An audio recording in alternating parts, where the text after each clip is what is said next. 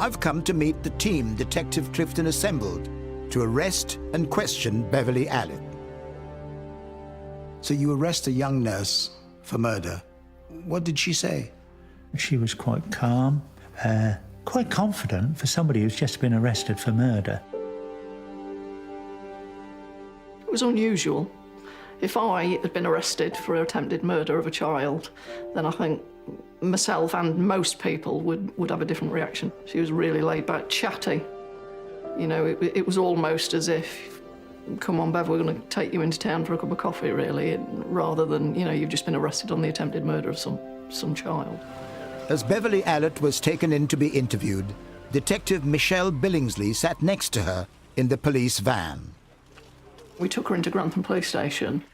We'd obviously got the press and that round there taking these photographs. She looks as if she's enjoying it, doesn't she? I mean, she has got a smile on her face and she's peering out. I don't.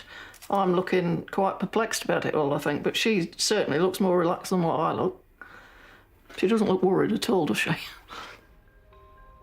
Without sufficient forensic evidence, there was pressure on detectives to get Allitt to talk.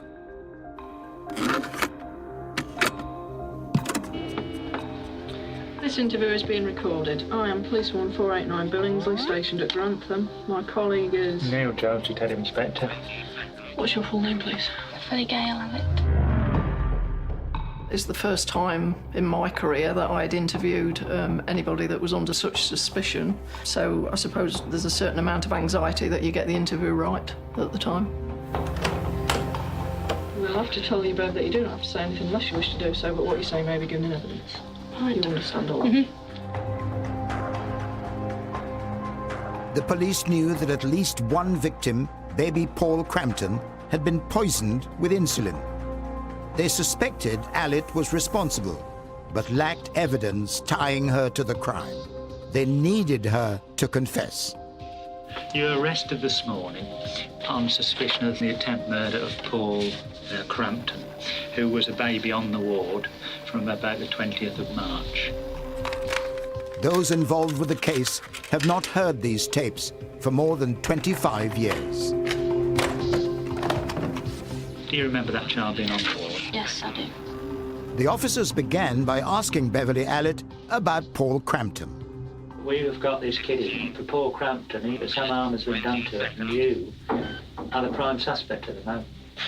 Everything points at you. I know everything points at me, but what can I do to say I didn't? I've told you I didn't do it, and I wouldn't dream of doing it to anybody. God, why a patient if I hated somebody that much? It soon became apparent that she wasn't going to admit to anything. Officers tried to pin Allitt down on her precise movements around Paul's collapse. And you say you went in there.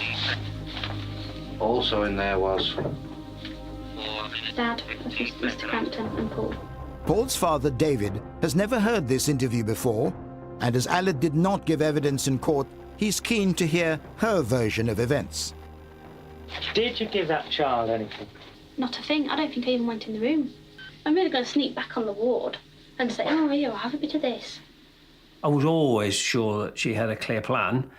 These tapes bring that into real crystal clarity. Clear thinking, clear thought, clear plan, know where I want to get to.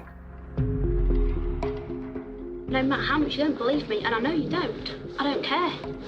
I can't bloody lie to you. I'm not going to sit here and lie to you for days on end while I get questioned.